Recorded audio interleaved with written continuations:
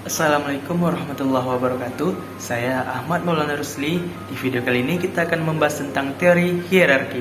Jadi apa itu teori hierarki dan bagaimana penerapannya pada karya sastra? Mari kita bahas.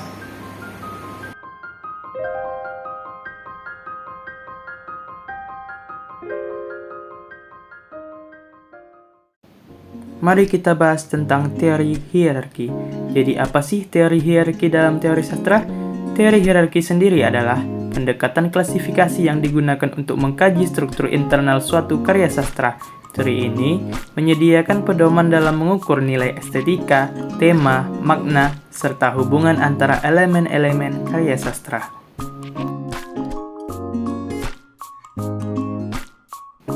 Jadi, kita masuk kepada penjelasan tentang teori hierarki. Penjelasannya sendiri dibagi menjadi 3, yaitu pengertian. Teori hierarki sendiri merupakan sebuah konsep yang memberikan urutan dari yang paling relevan hingga yang paling kurang relevan dalam karya sastra. Yang kedua, ada konsep-konsep kunci dalam teori hierarki.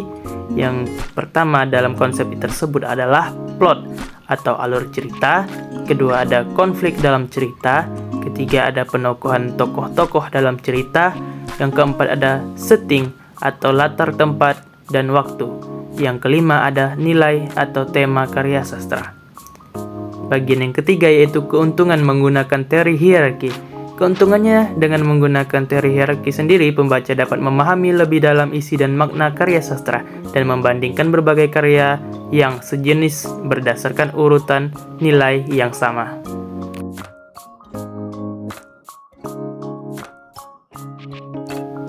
Jadi bagaimana contoh penerapan teori hierarki ini dalam karya sastra?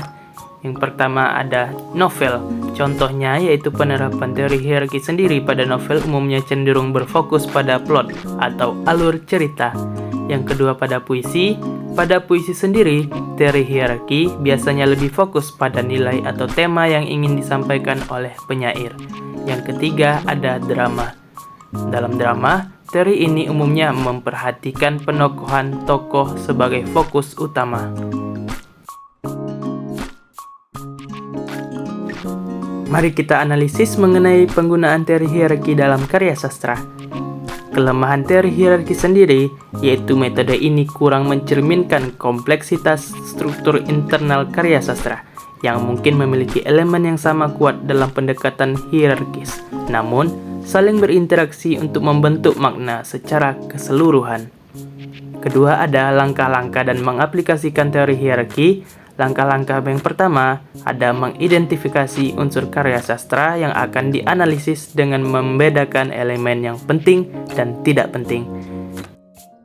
Yang ketiga ada kefungsiannya dalam sastra. Meski memiliki kekurangan, teori hierarki memiliki peran penting dalam membantu pembaca atau kritikus menggali makna secara mendalam dalam sebuah karya sastra.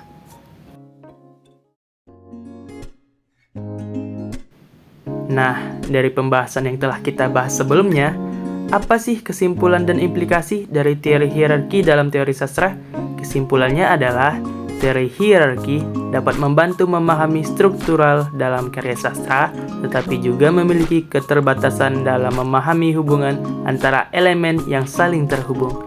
Implikasi dari teori ini adalah membantu untuk melihat nilai estetika dan makna yang tersimpan di balik sebuah karya sastra sehingga memperkaya pemahaman kita tentang sastra.